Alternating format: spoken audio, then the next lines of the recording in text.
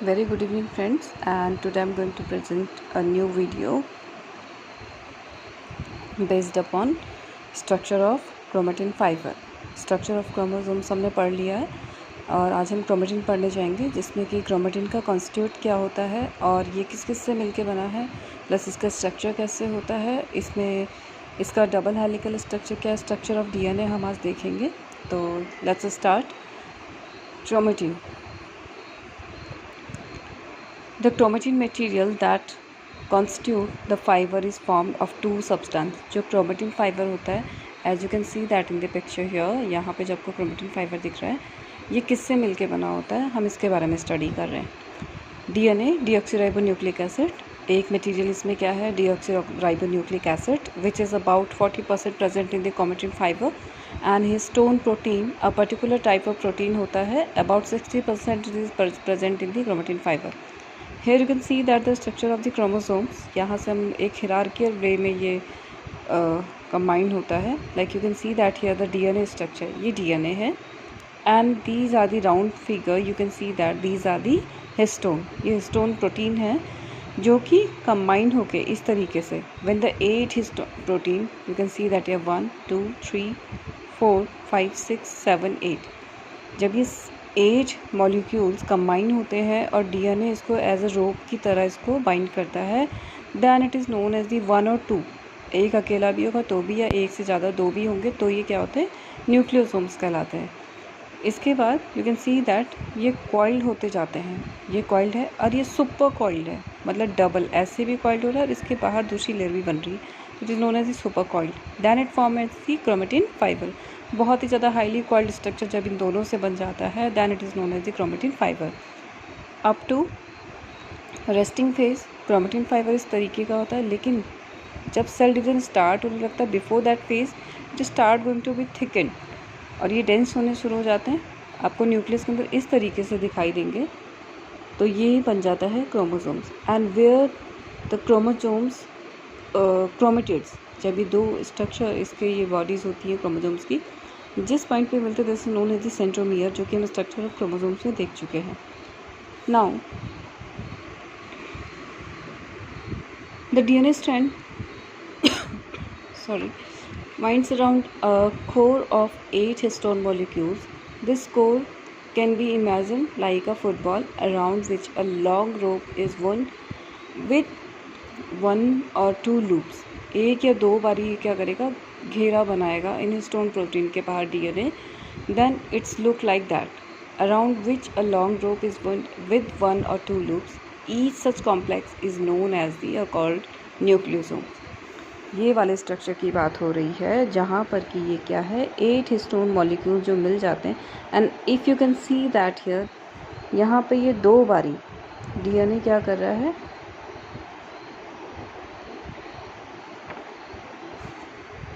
दो बारी इससे कंबाइंड हो गया। If you can see that here,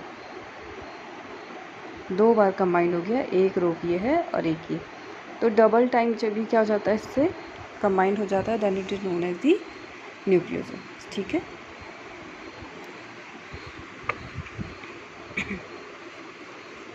A single human chromosomes may have about a million nucleosomes। एक अकेले क्रोमोसोम्स के अंदर millions of nucleosomes होते हैं।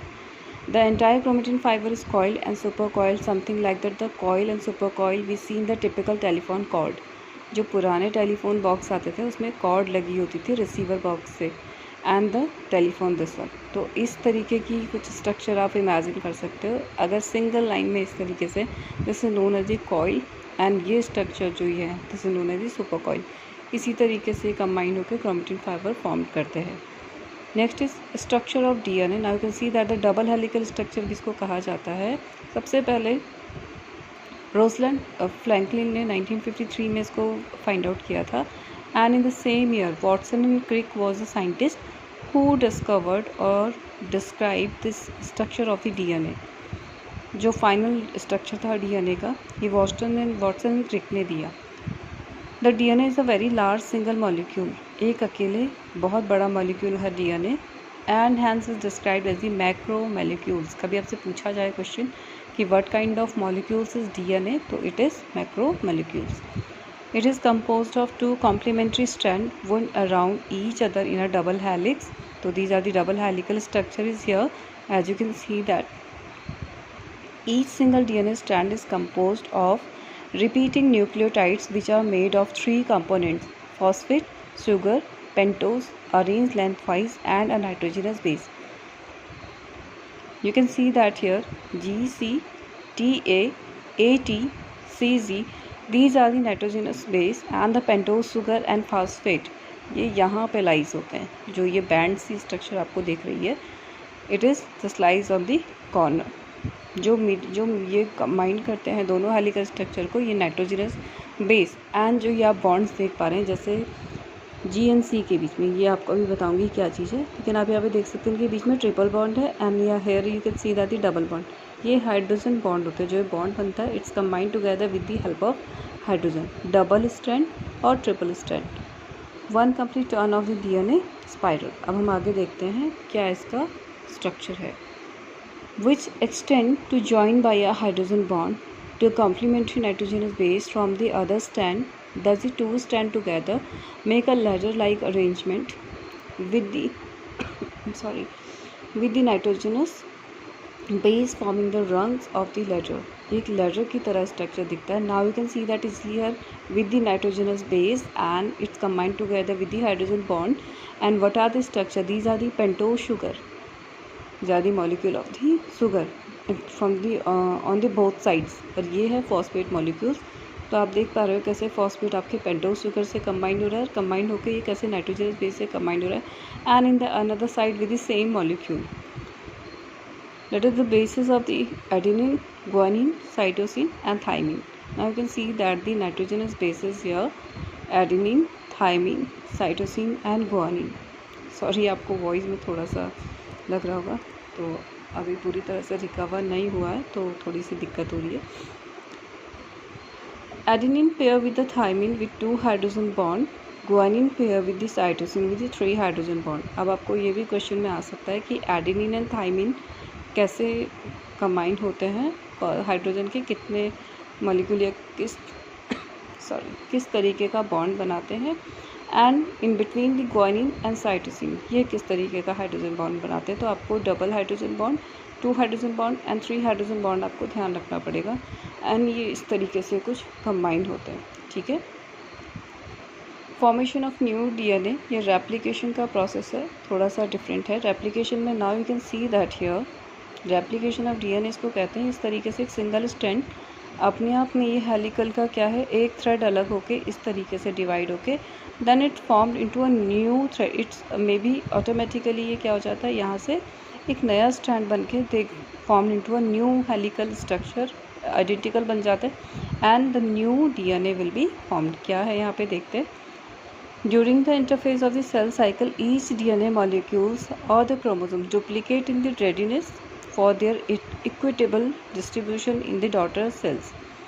During mitosis, for replication, the DNA double helix open at the one end. You can see that here, making the two strand free with a new strand begin to form, and the process continue in a sequence for the whole length of the DNA.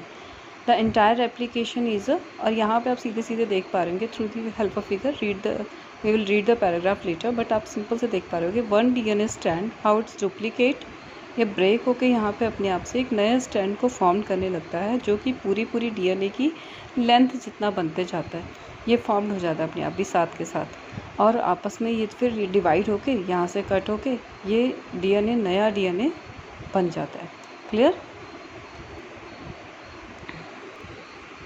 तो very complicated process which you will study in detail in higher class. तो ये जो replication वाला form है ये आप higher class में जाके पढ़ेंगे. अब यहाँ पे एक बहुत इंपॉर्टेंट डेफिनेशन है, ये इंपॉर्टेंट है इसलिए आपको बता रही हूँ. इंपॉर्टेंट डेफिनेशन है कि जीन क्या होते हैं. हमने जीन अभी तक देखा कि जीन होते हैं जो कैरी होते हैं हेरिडिटी कैरेक्टर के to the one generation to another generation. Gene are specific sequence of the nucleotides on a chromosomes that encode particular proteins which express in the form of the some particular features of the body. तो ये क्या करते हैं, these are the carrier for the one generation to another one. ये carry करते हैं characteristic को एक जनरेशन से नेक्स्ट जनरेशन को. तो ये वाला टॉपिक आपका फिनिश हो गया है from next day I'm going to teach you the cell division, new cell from the existing cells. तो बी रेडी फॉर दैट। क्यों ये ज़रूरी है, क्यों हमें सेल बनना पड़ता है, नया सेल, तो आप इसलिए रेडी रहिए। If there is any question from this chapter तो आप मुझे पूछ लीजिएगा, जो हमने अभी तक कंप्लीट कर लिया हुआ है। होप मैं आपको नया चैप्टर जल्दी प्रोवाइड करवा दूँगी, बिकॉज थोड़ा सा अभी हेल्थ इश्यूज़ है, that's why as soon as possible I am going to provide you the new video. Thank you so much. Have a great time.